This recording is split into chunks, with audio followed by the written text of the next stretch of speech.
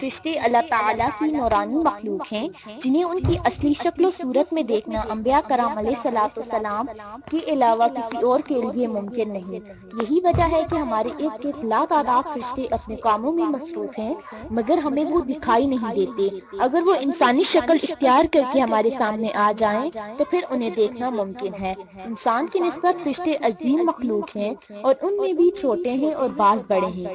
فرشتوں میں بعض کے 2 پر ہیں اور بعض کے 600 پر ہیں۔ قرآن کریم میں ارشاد پاک ہے کہ اللہ تعالیٰ ہی کے تمام تعریفیں ہیں جو آسمان اور زمین کا پیدا کرنے والا ہے اور 2 3 4 پروں والوں فرشتوں کا اپنا قاصد پیغمبر بنانے والا ہے۔ بعض روایات کے مطابق جبرائیل امین علیہ السلام کے 600 پر دیکھے گئے ہیں اور ہر پر نے آسمان کو گھیر رکھا تھا۔ ان کے پروں سے مختلف رنگ اور قیمتی موتی بکھر رہے تھے۔ وہ فرشتے جنہوں نے عرش اٹھا رکھا ہے ان کے قد و قامت کے بارے میں سیدنا انس رضی اللہ تعالیٰ عنہ سے مروی ہے کہ حضور نبی کریم صلی اللہ علیہ وآلہ وسلم نے ارشاد فرمایا، عرش کو اٹھانے والے فرشتوں میں سے ایک فرشتے کے بعد میں مجھے یہ بتانے کی اجازت دی گئی ہے جس کے پاؤں سب سے نچلی ساتویں زمین میں ہیں اور اس کے کندھوں اور کندھے عرش پر ہیں۔ اس کے دونوں کانوں اور کندھوں کے درمیان اتنی دوری ہے کہ اسے طے کرنے کے لیے پرندے کو 700 سال کی پرواز چاہیے۔ وہ فرشتہ کہتا ہے، یا اللہ پاک، تو پاک ہے جہاں بھی ہے اور جہاں بھی ہو۔ اللہ تعالیٰ نے فرشتوں میں شادی بیاہ کی حاجت نہیں رکھی، اس طرح انہیں کھانے پینے سے بھی بے نیاز کر دیا ہے۔ اس کی وضاحت قرآن مجید میں مذکور سیدنا ابراہیم علیہ السلام کے اس واقعے سے ہوتی ہے جس میں ہے کہ ابراہیم علیہ السلام کے پاس فرشتے آئے تو آپ علیہ السلام ان کے لیے فوراً گوشت لے آئے مگر انہوں نے اسے تناول نہیں کیا۔ اللہ تعالیٰ نے فرشتوں کو بیماری، سستی، کاہلی، دکھ، تکلیف، تھکاوٹ اور اقتحاط وغیرہ سے محفوظ رکھا ہے۔ وہ دن رات فقط اللہ کی اطاعت میں اپنے کاموں میں مصروف رہتے ہیں۔ قرآن مجید میں بیان ہوا کہ آسمانوں اور زمین میں جو کچھ ہے اسی اللہ کا ہے اور جتنے بھی اس کے پاس فرشتے ہیں وہ اسی کی عبادت سے نہ سرکشی کرتے ہیں اور نہ تھکتے ہیں۔ وہ دن رات اللہ کی تسبیح بیان کرتے ہیں اور ذرا سی بھی سستی نہیں کرتے۔ فرشتے تقریباً عام طور پر آسمانوں میں رہتے ہیں جو صرف اللہ کے حکم سے مختلف کاموں کے لیے زمین پر اترتے ہیں اور پھر واپس آسمان پر چلے جاتے ہیں۔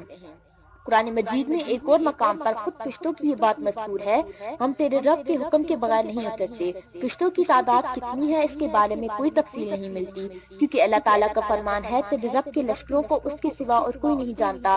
بعض احادیث سے معلوم ہوتا ہے کہ فرشتوں کی تعداد بہت زیادہ ہے، بلکہ اندازہ ہوتا ہے کہ انسانوں اور جنوں سے بھی ان کی تعداد زیادہ ہے۔ سیدنا ابو ذر رضی اللہ تعالیٰ عنہ سے مروی ہے کہ اللہ کے رسول صلی اللہ علیہ وآلہ وسلم نے فرمایا، آسمانوں میں کہیں 4 انگلیاں جگہ بھی ایسی نہیں ہے جس میں کوئی نہ کوئی فرشتہ سجدہ ریز نہ ہو۔ سیدنا عبداللہ بن مسعود رضی اللہ تعالیٰ عنہ سے مروی ہے کہ اللہ کے رسول صلی اللہ علیہ وآلہ وسلم نے فرمایا، قیامت کے روز جہنم کو اس حال میں لایا جائے گا کہ اس کے 70 لگامیں ہوں گی اور ہر لگام کے ساتھ 70,000 فرشتے ہوں گے جو اسے کھینچ کر لا رہے ہوں گے۔ فرشتوں کی ایک اہم خاصیت یہ بھی ہے کہ وہ اللہ تعالیٰ کے حکم سے اپنی شکل و صورت کے علاوہ کوئی اور صورت بھی اختیار کر سکتے ہیں۔ یہ صورت کسی ایسے انسان کی بھی ہو سکتی ہے جسے دیکھنے والا پہچان لے۔ انسانوں کے علاوہ کسی اور جاندار کی بھی صورت اختیار کرنے کی فرشتوں کو طاقت ہے یا نہیں، اس کے بارے میں قرآن و سنت کی کوئی صراحت یا ذکر نہیں ملتا۔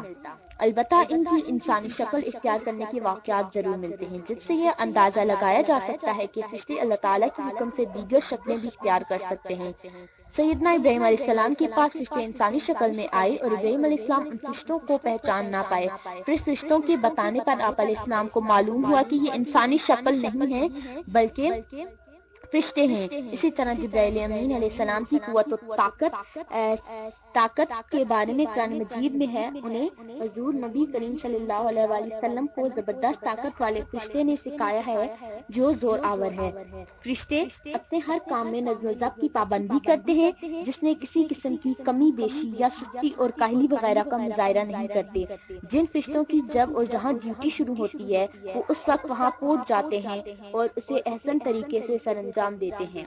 جس طرح انسانوں کو پیدائش اور موت کے مختلف مراحل ہوتے ہیں، فرشتوں کے لیے یہ مراحل نہیں، ہیں، یعنی دنیا میں نئے انسان پیدا ہوتے ہیں اور پہلے موجودہ انسان فوت ہوتے رہتے ہیں، لیکن اس کے برعکس جب اللہ تعالیٰ نے فرشتوں کو پیدا کیا ہے تب سے وہ زندہ ہے اور قیامت قائم ہونے تک جب تک اللہ پاک چاہیں گے وہ زندہ رہیں گے۔ تب تک اللہ تعالیٰ کی طرف سے انہیں جو ذمہ داریاں دی گئی ہیں انہیں احسن طریقے سے وہ پورا کرتے رہیں گے، لیکن جب قیامت آئے گی تو یہ فرشتے بھی موت سے دوچار ہوں گے۔